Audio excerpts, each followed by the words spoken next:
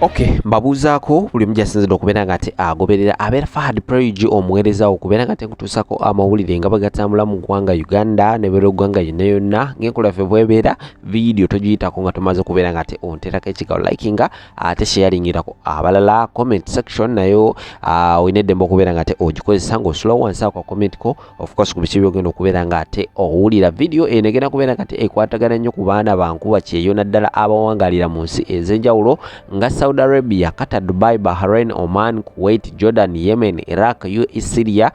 Israeli n'ensi zitoldewo awo nawonna ku ddungu mbeere nga temusembera bw'obanga olina mukwano gwo ng'ali mu nsi ezo oba nga nkuba kyeyo mu nsi zonna zonna beera nga te oba oli awo omuweereza ka video kano abeere nga te ajjamu ebyokuyiga. Kakati waliwo omwana abadde awangalira awo ku ddungu era ng'omwana ono abadde amanyikiddwa nga Mide. Mide abadde mukyala mukozi mulungi nnyo ng'akola emirimu gye awo ku ddungu nga buli kimu kitambulira ddala bulungi nnyo. Mune time yatuuse Mide n'agamba I have to sign out, nina okubeera nga te nva mu kifo kino ate mbeere nga te ngenda e Kampala mbeere nga teetandika obulamu ng'omuntu omulala yenna yenna okoowa setting ebintu byawo n'ogamba kamere nga te ngenda e Kampala mbeere nga te ensetolinga. Munaye Mide mu kuddayo eka yasobola okubeera nga te atukubira ebifaananyi ng'ali ku actually yatandikidde ku train n'atukubira ebifaananyi n'agenda mu emotoka yamututte ku airport n'atukubira ebifaananyi atuuse ku airport atukubidde ebifaananyi ali awo alinze ennyonyi atukubidde ebifaananyi alinnye ennyonyi atukubidde ebifaananyi kugambye nga atuwa update. Kakati olwatuuse Kampala era nawo nabeera nga ate bamukima bulungi nnyo atukubidde ebifaananyi atuteddeyo updates ez'enjawulo. Munaye Mide mu kuddayo e Kampala ezimu ku nsonga enkulu ezasize okubeera nga tezimuzzaayo yabaddeko ne programu y'okukyala era nga yabaddeyo n'omwami nga amulindiridde era nga munaye buli kimu kyasobodde okubeera nga tekitambula bulungi nnyo olw'ensonga nti Mide bwe yali akyali ku ddungu baakola enteekateeka ey'enjawulo era nga zonna meeting zaatuulanga ali ku ddungu kagamba yagenza okubeera nga te addayo e Kampala nga buli kimu already kiteeketeeke. Kakati munnange Mide ng'atuuka bulungi nnyo nga asisinkana omwami we nga n'olunaku lw'okukyala lutuukira ddala kugambye nga tewali sayini ya buzibu bwonna bwonna. Emikolo gyatambudde bulungi nnyo, kwabadde kulya, kwabadde kunywa, kwabadde kusagamiza. Omwana yakubye ku kyeyo ate teyakomye kubeera nga te akomawo ku kyeyo yatuleetedde n'omusajja essanyu eribeerawo mulitegeera bulungi nnyo era nga Mide yasobola okubeera nga te ayita abantu ab'enjawulo mikwano gye bwe kimu kyasobola okubeera nga tekitambula bulungi nnyo just kubamu akafaananyi awo ndi mu kusikira akafaananyi. Munaye Mide okukyala kwawedde era nga waayiseewo ennaku nga ziizo ne babeera nga tebaddayo ewaka. Mu nnaku nga 2-3 ezazzeekaawo Mide n'afunamuko ekirwadde ekyamutawaanyizza kyazze ng'ekisaaga nno era nga munaye Mide byazzeeko kubeera nga tebamuddusa mu ddwaliro. Mulowooza Mide olwatuuse mu ddwaliro yavuddeyo awo wennyini awo yasizza omukka gwe ogw'enkomerero. Munaye nze nga mbawa videos ezikwatagana bwe zityo. Waliwo video gye nasobola okubeera nga te mbakolera omugole yasumulula ebirabo mu kubeera nga te asumulula ebirabo boxi emu ku ezo ze baaleeteramu yagenda okubeera nga te asumula ekirabo bw'ati yagwa ku mulambo gwa mwana era nga awo wennyini omugole teyasobola kubeera nga ate avaawo yafiira mu mmotoka awo. Emikolo emirala waliwo omwami mujjukira bulungi nnyo baali bamuyitaani Kakoza Lawrence. Omwami oyo yava mu ggwanga lye UK era nabeera nga te akomawo mu Uganda n'akola bulungi nnyo emikolo gye. Nkugambye ng'essanyu ly'amaanyi nnyo waayitawo ennaku nga ziizo toddamu kubeera nga te tufuna amawulire nti ate omwami Kakoza Lawrence yagudde mu nnyanja era nabeera nga ate afiira kwegamba incidents bwe zityo zizenga zibeerawo n'ennaku nga 2-3 eziyise era nabakoledde video. Waliwo abagole babadde bava kubeera nga ate bava ku church okubeera nga te babagatta olwatuuse ku reception gye bateekedde abagenyi baabwe ebyazzeeko emmotoka babadde bagipaakinze mu maaso gaayo wabaddewo omuti gwebejjuddemu ebitundu 2 ne gubeera nga ate gugwira emmotoka era nga teri yategedde gwagwiridde gutya emmotoka. Abagole bonna omwami n'omusajja teri yasobodde kubeera nga ate ava mu mmotoka nga mulamu kyokka emperekeze ezabadde ziddako emabega awo tewali n'omu yafunyeeko wadde ka scratch wadde obuzibu bwonna. Kakati nno ebyo ebizibu ebitera okubeera nga tebirabikira mu mikolo era nga nnyongera okubeera nga tembategeeza nti mwegendereze totuwa updates. Abantu bangi nnyo twagala okubeera nga tetulaba ebintu ki ekiba kiddako naye buli omu mu ndaba ye olwojja okubeera nga te alaba ebintu byo ng'abiraba mu mutima mu byagamakana kano kepanga kati akaleeta kati omusajja nga nze omwana owange taleetanga musajja mu maka gange. Kakati nno ebyo bigenda mu maaso side ezo. Mide essaawa eno wetwogeera yamaze okubeera nga ate aziikibwa era nga omwami naye ali awo ne famire yonna ekyali awo yeebuuza ki ekyagenze mu maaso. Obuzibu bwavudde mu birabo, waliwo eyalese ebirabo ebikyamu n'abeera nga atabaako byateekamu oba. So kino kibeere kyakuyiga. Oyinza okubeera awo munnaye n'otatwala bigambo bino n'obeera nga ate gwaddako okubeera nga ate nkuteeka mu vidiyo wano. So tubeere nga tubeerera ddala abantu abeegendereza. Toteekayo updates, toteekayo bintu by'abaana basinga olw'obenda baawo. Oli n'agenda n'azimba akayumba ke n'abeera nga ate akateeka ku social media. Oli n'abeera nga ate agira ekintu kye afunye olubuto atusiza okubeera nga ate azaala atuwa updates kakati ngenze mu ddwaliro. Era nga waliwo ne vidiyo era gye nabakolera emabega awo omwana yagenda nga atuwa updates. Kakati omwana wange awezezza emyezi 2 mu lubuto, kakati omwana wange awezezza emyezi 5, omwana wange awezezza emyezi 9. Kakati tuno tuli mu kubeera nga tetugenda mu ddwaliro. Ebyaddako awo omwana ate mulowooza yavaayo mu ddwaliro. Kakati no mubeere nga ate mwegendereza era nga vidiyo zino zibeere nga ate zifuukira ddala ebyokuyiga. So byo ne bigenda mu maaso side ezeeyo ngenda kubeera nga tembaterawo vidiyo zino mubeere nga ate nazo mbuziraba, mubeere nga ate mujjamu n'ebyokuyiga. Nakutegeeza vidiyo beera nga ate okiyitaako ekigambo like nga sharingirako abalala, comment section ate nayo eri open, tekigenda kubeera nga ate ogikozesa of course ku biki byogenda okubeera nga ate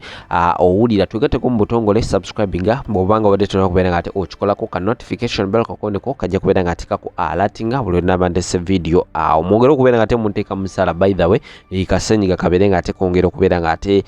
kawonera ddala mbere nga ate mbaweereza ddala mu bujjuvu. Kankomewo n'amawulire amalala mangi nnyo tevaawo. Wuliriza sitooli y'omuvubuka eyali atambula ekiro n'asanga ebyokoola wamu n'omulambo ogwali guvunze. Bitiisa. Mwasiibye mutya basiba bampuliriza, amanya mpitibwa Kimbo Wayisa. Sitole yange ekwata kwabo abatambula ekiro, mulekerawo otambula ekiro. Olunaku lumu nze gw'olaba wano kamwa koogera, waliwo we twali tulabira firimu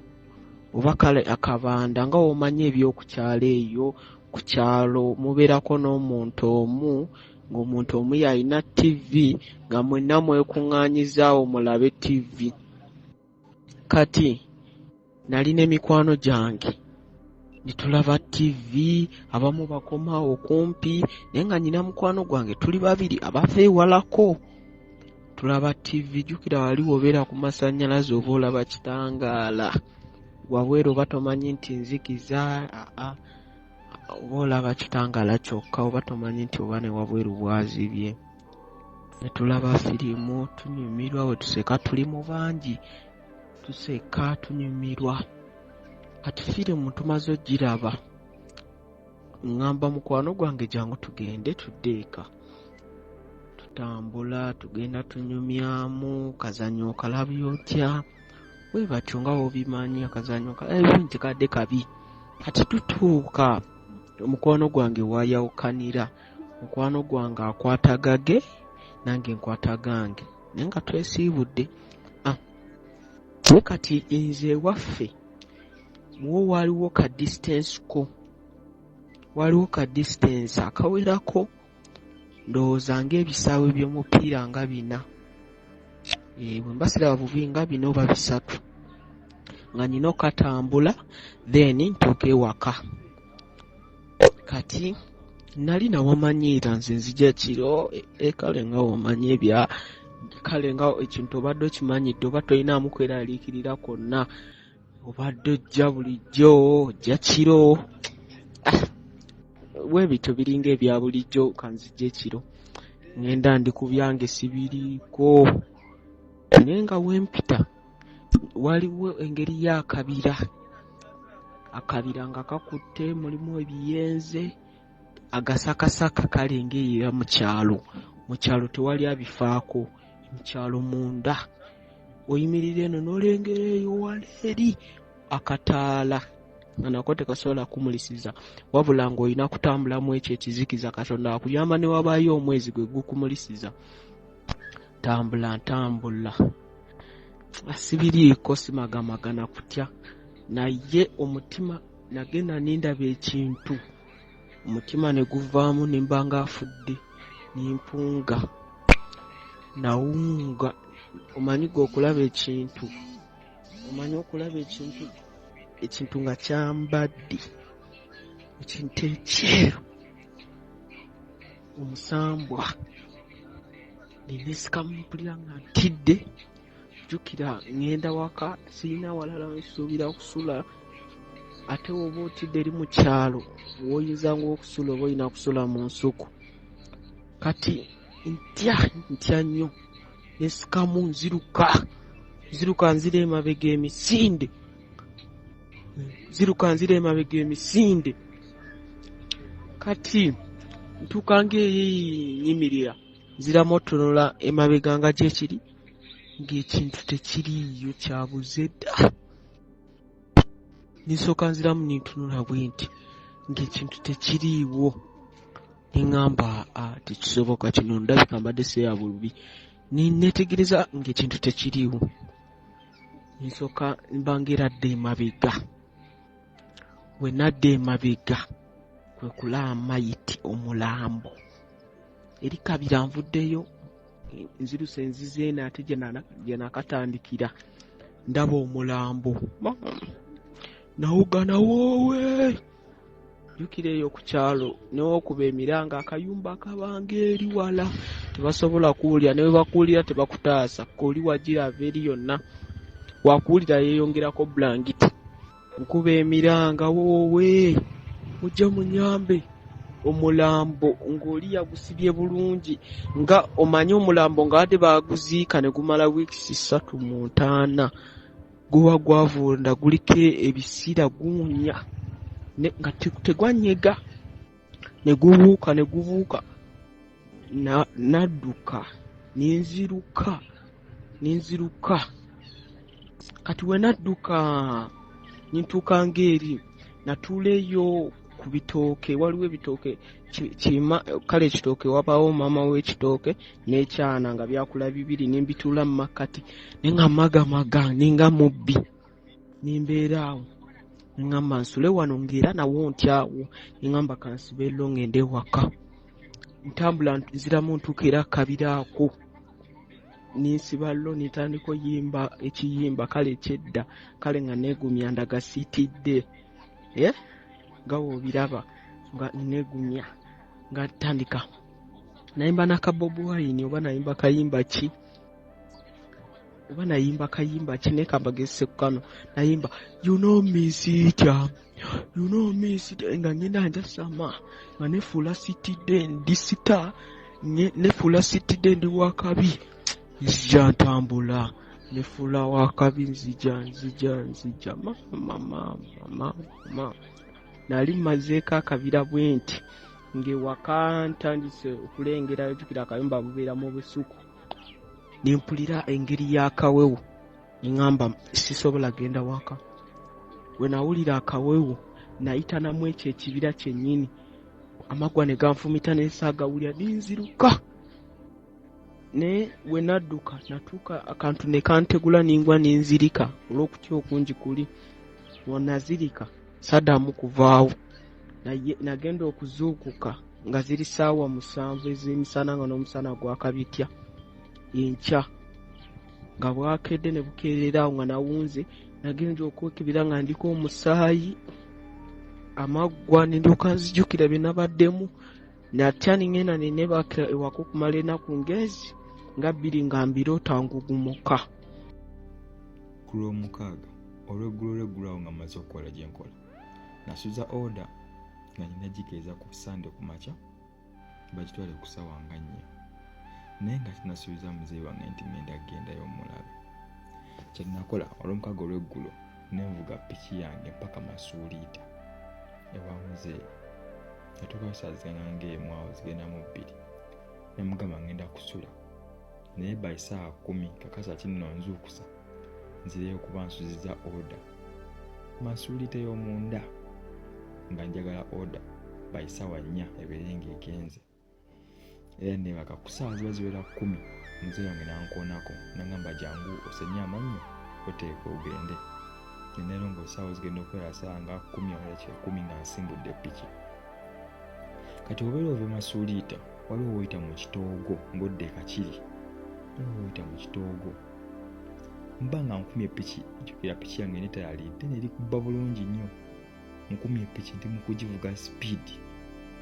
mu maaso gange ne nnengera omwana w'essomero omwana muto ng'ali mu mpale ya kaki ali mu ssaati erimu stripes wa white ne red ng'alaga nti agenda okusomero nga saa ziri 10 n'eddakiika nga 23 nensooka muyisaako piki ku supiidi ne bwe natuuka mu maaso nengamba naye ndi muntu kika kyayisa ku mwana omuto piki zino essaawa ne ngikuba enkyungwa nenzirayo waali omuto namusanga teyayimiriramu yadde olwatuuka bwe nti yasigala yetambula nga bw'abadde atambula ne ngikyusa ne ngimugobereza ne mugamba mulenzi muto kyekiganye ko ye tewali bakulu tuli bulungi nsooka ntya nengamba bakulu tuli bulungi bivudde ludda waawo ne mugamba ogenda ku ssomero nti ye ngenda ku ssomero ne mugamba webanga teriri wala jangu kutwaleko kuba sobola kuteekamu sobola kweka wano nga oli mu nzikiza niwe saa zikyali ziri 10 bakyogera ku ssomero n'agamba tofaayo tuli bulungi empira nga ntiddemu nga n'otuka olungi ye ku mubiri nemuga nennemerako nemuga sisobola kuleka kukuba ng'otambula jangu kutwale omwana n'atula ku piki nenvuga piki ku sipiidi naye ng'amazima gennyini bwe ntunula mu saidi mira bwe nti mbeere nga mulengera n'omugundi simulaba naye nga bw'otuuka bw'oti okutuna mabega omulaba nga kwalino atudde akutte konteyina ye ali mu bigere mu mpale ya kaki mu saati ya stripes za red ne white n'andagira yingiraawo nennyingira ekkubo naye nga gye tugenda waliyo enzikiza navugako nga ndowooza nga meters 5 ne tutuuka ku kisomero kirina compound nnene tekuli yadde erinnya naye nga kirinako babdi wire sengenge kuliko kigeeti geeti nyanzigale tewali yadde asikaali n'avaako n'ayimirirawo mu maaso ga geeti nemugamba wano ogenda kuba bulungi ko ye tujja kuba bulungi nga byeyogera bintiisa tujja kuba bulungi mwana muto mulenzi ali yekka awo za tujja kuba bulungi nendaba nga ntunula ku budde ndaba obudde bundeka okusinziira ku budget nakoze nenkuba enkyungwa nemmuleka nenzira nemba ndi kupituka wenvudde ku main okuyingira munda nengamba naye mazima gennyini maaso oli musajja mukulu oleka okyo omwana ku geeti nga tewali yaddaliwo yadde asikaali nti obaki ebibiina temuli yadde ettaala ali awo mu nzikiza nengikuba enkyungwa nengiza ku geeti mubuuze tutandikira luddawo abasomesa kiki asikaali biki amazima gennyini nagenda okutuuka ku geeti wendese omwana nga waliwo mukyala ali mu gomesi ali mu bigere akutte konteyina y'emu ey'omwana gye yalina olwamutwako wende mukubamu ettaala natya otukono olungiwa nempulira nga nenviri zinvudde ku mutwe naye nga sisobola kuvaawo wendi amazima gennyini nagezaako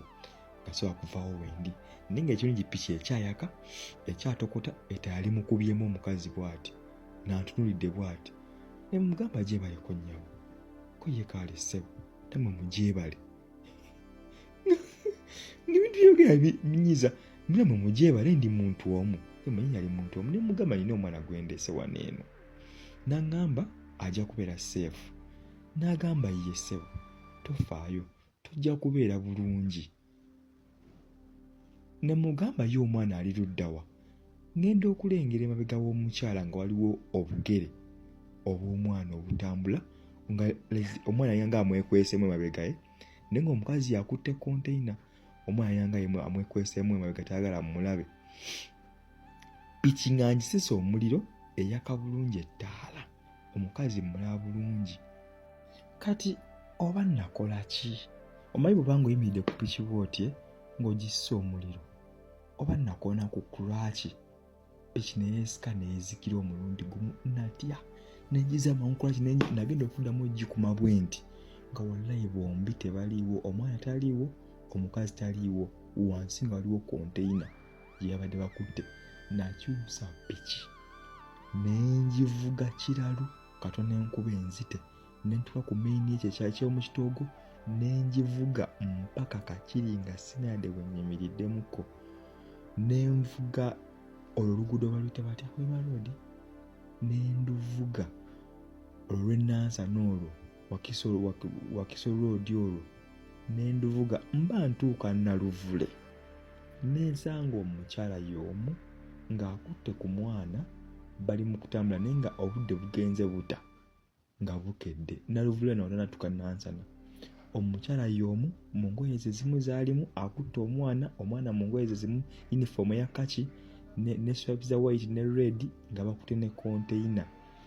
Nembalengera bwenti ngamba etako ningamba abo sibe mpiseeko ngenda navuga piki amazima gennyini nagenda otuuka wano ewaka nga n'amaanyi agava ku piki sigalina ng'amaanyi agenda okukola emirimu gye nnyina sigalina. Era olwayingira mu nju wano eno nayagala okukuba essimu ngamba ekyali wange enkola naye agende anfiiringiremu ini ng'amazima gennyini sisobola. Era bansangamu abajja ne bakonkona bukonkonyi ng'amasimu gafuuse amasimu sisobola kutambula sisobola kwogera sisobola kukola ki nga just ndi awo ndi frozen. Abalungi abatuwuliriza era abatulaba olunaku olwaleero tukyaddeko ewa Sheikh Ashraf Dembe. Sebo nsanyusa okubalaba. Amannya agange nze Sheikh Ashraf Dembe akola ku bizibu by'enjawulo. Omuntu singa aba alina ebirwadde musomereddwa tunywa amazzi ga lukuya nga bw'obadde ogalaba tugenda abantu ku kyoto ne twokya emizimu emibi egibabaamu n'okulomba edduwa. Abantu singa abeera ng'ali wano atuuse sobola okumulombera edduwa ne waba atatuuse nga mpadde amannya ge naye ng'ali wala naneetaaze. Enamba yange yeno eri 0701763711. Namwe bannyinaffe abali ebweru oyagala okuba nti oyagala okulombera ku dduwa ng'olina ebizibu viza zibuze amaka gakolongotana sente zikola zimpita mu ngalo ojja kumpeereza ekifaananyi kyo n'amannya go ebyo byokka bijja kummala nja kulombera edduwa ojja kutereera. Olunaku olusembayo mu mwezi mba n'edduwa eyawamu ffenna n'abalwadde bange abakadde n'abapya. Salaamu alaikum warahmatullahi wabarakatuh.